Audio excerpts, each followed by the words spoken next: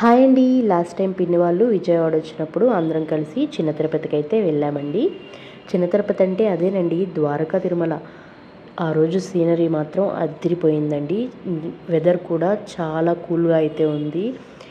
చిన్న తిరుపతికి వెళ్ళే దారి మధ్యలో ఎక్కడ చూసినా కూడా ఇలా పామ్ ఆయిల్ తోటలు, లేకపోతే స్టార్ ఫ్రూట్ తోటలు, లేకపోతే డ్రాగన్ ఫ్రూట్స్ అలా కనిపిస్తూనే ఉన్నాయండి. ఎంత బాగున్నాయో. ఇదేనండి మెయిన్ రోడ్ ఇది.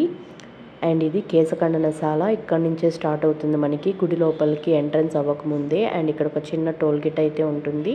ఆ టోల్ గేట్ కట్టేసి మనం లోపలికి అయితే ఎంట్రీకి వెళ్ళిపోవచ్చు అండి. ఇప్పుడు చిన్న తిరుపతి ఇంతకు ముందు కంటే ఇప్పుడు ఇంకా డెవలప్ చేస్తున్నారండి బాగా. ప్రసాదం కౌంటర్స్ కూడా ఇక్కడే ఉంటాయండి. ఇది మెయిన్ రహదారండి, అంటే దేవుడికి చూడటానికి గుడి లోపలికి వెళ్ళడానికి. ఇప్పుడంతా క్లోజ్ చేశారు, ఎందుకంటే ఇదంతా కన్స్ట్రక్షన్లో ఉందండి ఇక్కడ ఏరియా అంతా కూడాను. అండ్ ఇక్కడ ప్రథమ చికిత్సా కేంద్రం అని కూడా ఉన్నాయి, ఫస్ట్ ఎయిడ్ సెంటర్ లాగా. అండ్ మీలో ఎంతమందికి ఈ చెట్లు తెలుసు అండ్ ఈ కాయలు చూసారా ఎలా ఉన్నాయో? నాకైతే వీటి గురించి పెద్దగా తెలియవు. మీలో ఎవరికైనా ఈ కాయలు ఏంటో తెలిస్తే కమెంట్ సెక్షన్లో కమెంట్ చేసేయండి. అలాగే మేమైతే ఇప్పుడు దర్శనంకి వెళ్తున్నాం. దర్శనంకి వెళ్ళటానికి అలా వెహికల్స్లో కూడా తీసుకెళ్తున్నారండి. ఇలా దర్శనంకి వెళ్ళే దారిలోనే బొమ్మలు, ఇలా మనకు కావాల్సిన గాజులు కానీ, దేవుడి ఐటమ్స్ కానీ, కొబ్బరికాయలు కానీ, పిల్లలకు బొమ్మలు కానీ ఎన్ని బొమ్మలు ఉన్నాయో. దర్శనం అయ్యాక వచ్చి చూసుకుంటే బాగుంటుంది, కానీ ఇక్కడ దారిలోనే ఇవన్నీ పెట్టేశారు. ఇంకా పిల్లలు ఉన్న వాళ్ళు అస్సలకే ఆగరండి. ఇదిగోండి ఇలా స్వామికి కావాల్సిన కొబ్బరికాయలు కానీ, పువ్వులు కానీ అన్నీ ఇక్కడే ఉన్నాయి. చిన్ని బొమ్మలు, పిల్లలు ఆడుకునేవి.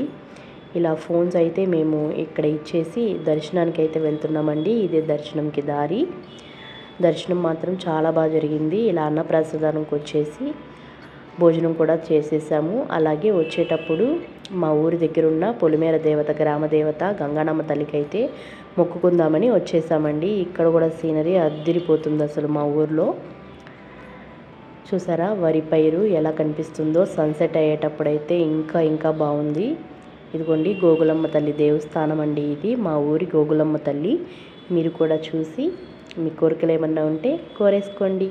నేనైతే మంచిగా దండం పెట్టేసుకున్నానండి.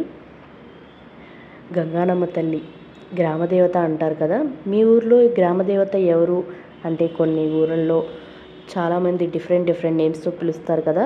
వీడియో నచ్చితే do like, share and subscribe.